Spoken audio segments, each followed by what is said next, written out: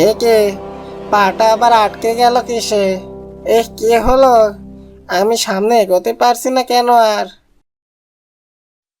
এ কথা বলে যেই না শিয়াল পিছু তাকায় আর অমনি দেখে তার পা বাঘে কামড় দিয়ে ধরে আছে।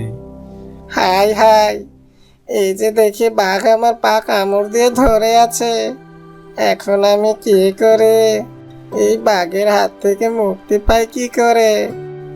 এমন সময় শিয়ালের মাথায় একটি বুদ্ধি আসে, আর তখন শিয়াল বলে, আরে বোকা বাঘ মামা, তুমি যে এত বোকা তা আমি আগে বুঝতে পারিনি। তুমি কোথায় ধরবা আমার পা, কিন্তু ধরেছ আমার লাঠিটা। আমি তো এখনই পালাবো, তুমি থাকো আমার লাঠি ধরে।